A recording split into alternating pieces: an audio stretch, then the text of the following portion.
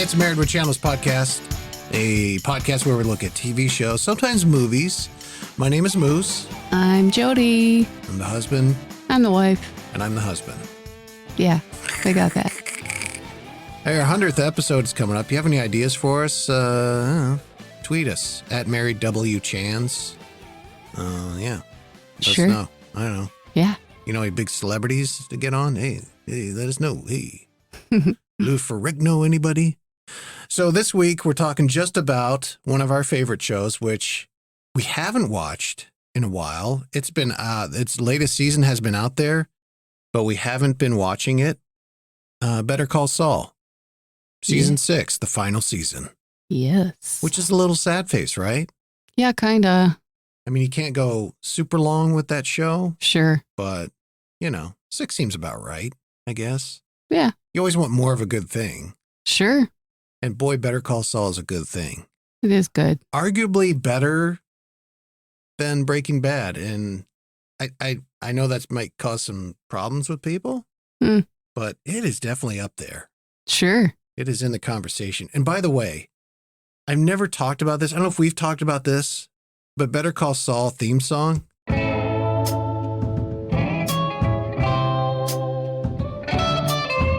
That just never really...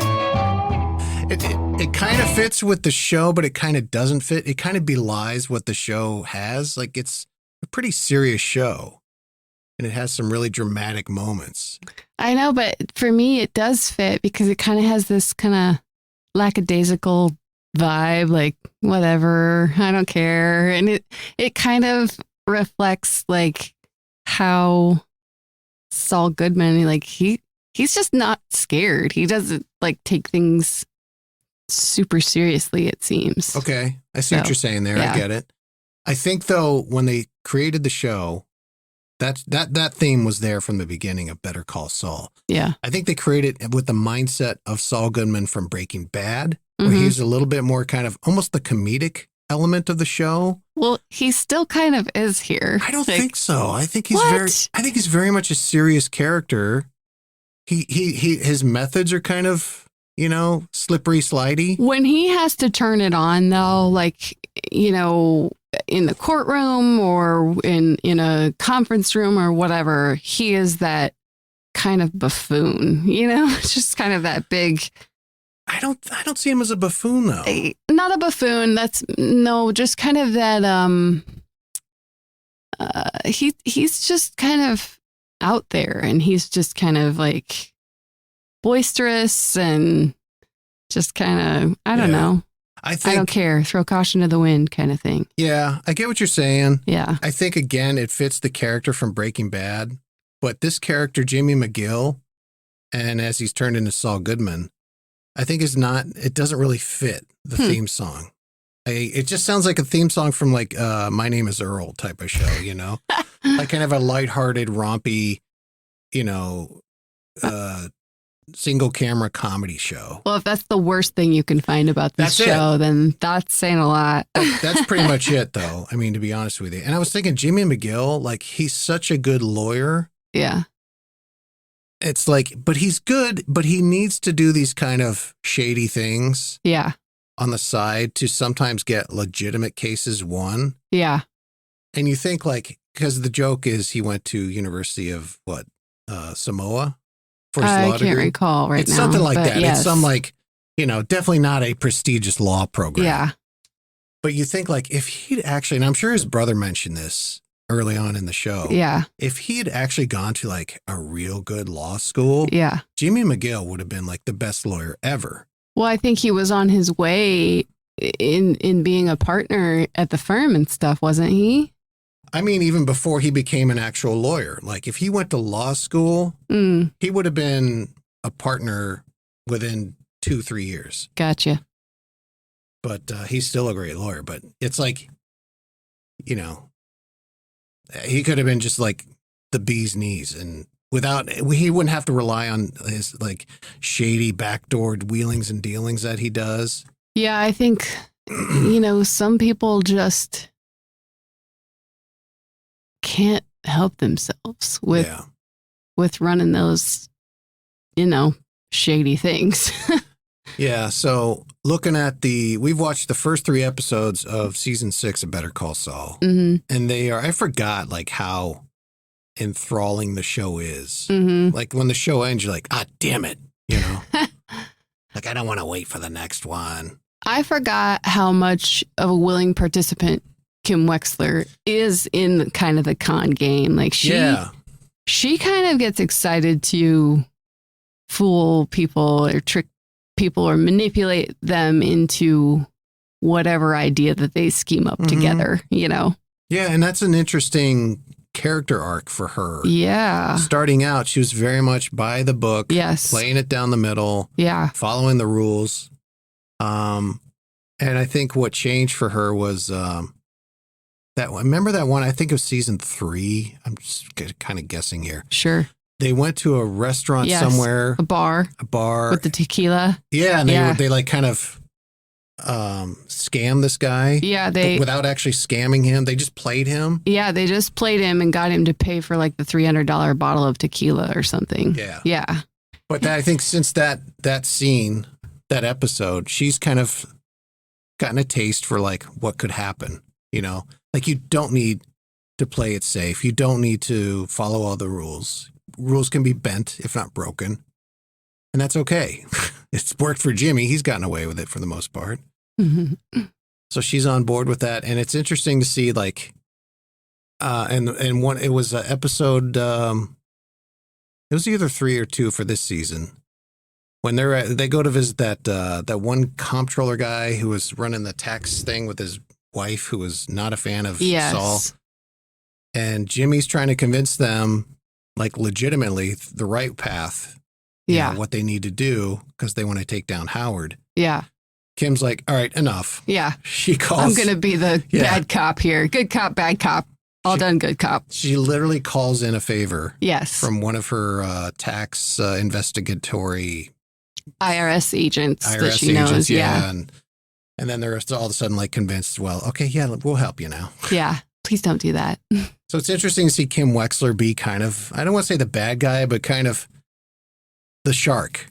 It's great because like she obviously did her homework. Speaking of that situation, like she did her homework. She knew exactly what kind of scheme they were currently running. So she could use that as leverage. So it's interesting to watch those two work together and always kind of be thinking 5 steps ahead. Like, you know, if we do this, then they're going to do this. Like they know what they're kind of up against in a predictable way. Or do they? Maybe that's where the trouble comes in, is maybe it won't go according to their plan. But it's interesting to watch those two work together. Yeah. It's it's not even a yin and yang relationship anymore. It's yin and yin. Yeah. I think. Whereas in the beginning it might have been yin and yang. Yeah. Where Saul/Jimmy would propose some kind of slippery deal. Mm-hmm. And Kim would be like, no, you can't do that. Yeah. You should try this, which is more legit, legal. Mm-hmm. And, you know, maybe it'll piss a couple people off, but blah, blah, blah. Sure.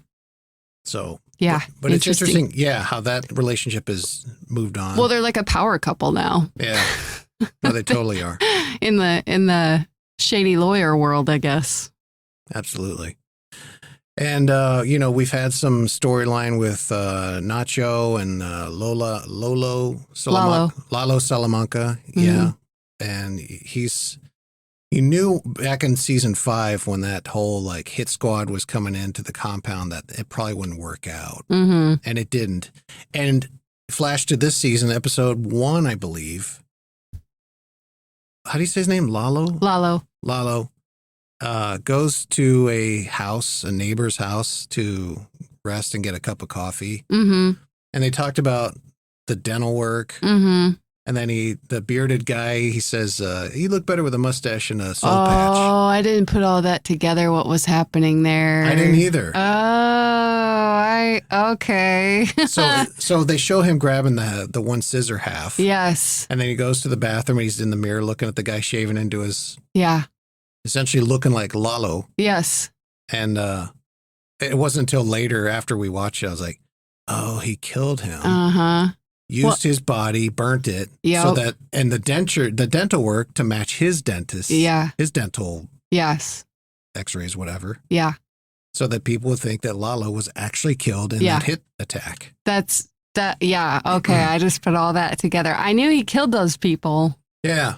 But I was like, well, how did he get away with maybe corruption? Like he bribed the right people to say the dental records matched or something like that. No. Now I get it. Oh, wow. He was playing the long game with this couple. Yeah. All along, Oh, my husband has bad dental stuff. Yeah. Oh, I'll pay for it. Let me pay for his dental work. Here's some good dental x-rays to go by. Yeah. Which I don't know. Can you do that? Well, Can you have your teeth made to look like somebody else's teeth? I mean, maybe with a dentist that's on the cartel's payroll. Yeah, I guess so. Have the dentist like take all the teeth out and then put the ones that match yours in his mouth. Okay. Yeah, just have a pair of dentures made or implants made that look like Lalo's or are exact replicas of. So yeah. He's a bad mother. Shut your mouth, and he's out looking for going after Gus Fring, I believe. I think so. Yeah. Yeah. But and we come back to Nacho, who's on the run. I mean, I love the scene where he is, and this is episode 3, I think, maybe 2, 3, because I just got the audio from it, which I'll play here in a second, where he's hiding out. He hides out in an abandoned oil tanker. Yeah, that's crazy. Isn't that crazy? Yes. And I was thinking, like, how did they do that? Yeah. It must have been like melted chocolate or some sort of, because you got to have it look like oil. Yeah. It's got to be viscous. The viscosity's got to be right. Yeah. And it's got to be safe. Right. But yeah, he hid in this spilled up just enough oil. Can you imagine like being that on the run for your life? That desperate that you would climb into a pool of that. And the thing is, like, when you climb into that pool of oil, you're kind of guessing when it's clear. That's what I was thinking when he emerged out after they had left. I'm like, how does he know they're even really gone? You can't see. Well, you can't open your eyes. The sound, you can still hear the sound. Like, that's a very reverberant, echoey, empty oil tanker. Sure. You're going to hear every footstep. Sure. So I guess if you're listening for that ladder type footstep. Yeah, I guess. And you're still going to take a chance, though. Like, what if he popped up thinking he's gone, and the guy's like just halfway up the steps and like, oh, what's that? And then you just climb that oil for nothing. Yeah. And you're coughing and barfing and But that was interesting. And then he's on the run and finally finds his way back to Gus Fring and them after finding out that Fring was just going to kind of kill him. Mm-hmm. And they work out a deal where essentially Nacho's father will be safe. Mm-hmm. Nacho will have to sacrifice himself. Yes. And help me out here. Was he supposed to kill the other cartel guy? So I'm not sure. Yeah. I'm not sure what their plan was. I wasn't real clear on that either. I know it didn't go according to their plan because Nacho kind of took control there, but that wasn't real clear to me what was supposed to happen there. Yeah, no, I think he was supposed to take out, I remember them saying he was going to say Alvarez and the Peruvian squad. Yeah. I guess Alvarez is somebody in Peru. Maybe a rival cartel. Yeah. Kind of a scapegoat. And then he was supposed to run. Yes, he was supposed to run. And then he was going to get shot. Yes. But instead, he, and I'll play the audio here, it didn't quite go down the way they thought it would with Hector Salamanca there and the two twins. Here is that scene where Nacho is essentially telling them all to go fuck themselves. Alvarez has been paying me for years, but you know what? I would have done it for free because I hate every last one of you psycho sacks of shit. I opened Lalo's gate, and I would do it again, and I'm glad what they did to him. He's a soulless pig. And I wish I killed him with my own hands. And you know what else, Hector? I put you in that chair. Oh yeah, your heart meds. I switched them for sugar pills. You were dead and buried, and I had to watch this asshole bring you back. So when you are sitting in your shitty nursing home and you're sucking down on your Jell-O night after night for the rest of your life, you think of me. You twisted fuck. I love that last dig he throws Yeah. at Hector Salamanca saying, I switch your heart pills with sugar pills. Yeah. You piece of shit. Like, that's what you do when you're going to die. Right. And you want to just fucking burn everything behind you.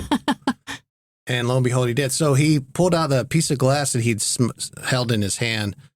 And I can't remember the cartel guy's name. Stabbed him in the leg to kind of, take him by surprise. Grabbed his gun, held him in a hostage situation with the gun at his head. Yeah. And then they cut to Mike Yes. Ermitrout, who's in a sniper position, prone Yes. position, a few hundred yards away. And Mike says, "Do it." Mm-hmm. And so that seems to be he was supposed to shoot the cartel guy. I don't think that was the plan. I think he was supposed to run, Yeah. and then Mike was going to take him out. No, because Mike was there as backup in case, because he said this thing could go sideways a few different ways. So I need to be there. That wasn't Mike taking him out wasn't part of the plan. It was like in case shit hit the fan. Okay, well, I don't know what the original plan was, because I thought it was you're going to run, I'll make it clean and quick and easy. Like he was going to still put him down. But they can't do that because if the plan was for Mike to kill him from the sniper position, Yeah, it would have given him away. it would have given up the whole thing. Sure. I don't know. I think he's supposed to kill the cartel guy, Oh, okay. but he ended up shooting himself in the head. Yeah, So I don't know. interesting. Interesting ride for Nacho. Yeah. Kind of sad to see It him is go, sad. but kind of though because he was kind of a bad guy. Like I He remember ended some up being moments. a bad guy. I think, I mean, look, ultimately he's a bad guy because he works for the drug cartel. sure. But You kind of rooted for him, though, you a little absolutely bit. did. Like, Yeah. there was definitely sympathies there, Yeah. and you were kind of pulling for him at times. Mm, There's humanity in that character, but he was, he did some bad things. I remember him killing a couple people. absolutely. I mean, you're doing the business of Yeah, cartel and drug dealing, and, there's some bad deeds that go down there. And yeah, I thought the phone call to his father when he was running and scared, that was Yeah. just so sad and heartbreaking. a little bit. Yeah, Yeah. I thought that would have touched me more, Yeah. me personally. But Sure. it was sad, but it didn't move me to tears. Sure. But yeah, that was essentially him saying goodbye Yeah. to his dad. Yeah. But Nacho's gone, and we'll keep watching Better Call Saul season 6. I also kind of felt bad for Mike because I think Mike kind of liked Nacho like his own Mhm. son. He kind of, yeah. Yeah, he stood up for him. He pushed Yeah. for when Gus Fring essentially made it clear Yeah. that Nacho, they're going to kill Nacho. Yeah. Ermintrout was like, no, you can't that's do not that. going to happen. He needs your respect. Yeah. And he's like, he has my respect. Yeah. And he's like, and Ermintrout's still like, you can't kill him Yeah. after what he did for you. Yep. Yeah. So I think I feel bad for Mike and that relationship is severed too, because Yeah. Mike lost his own son. So Yeah, maybe Nacho filled a little bit of that for him. I don't know, in some weird work way. Yeah, in some weird, we're both bad people Yeah. work way, Yeah. maybe. Anyway, Yeah. But Better Call Saul season 6, it's good. it is good. I'm still not clear.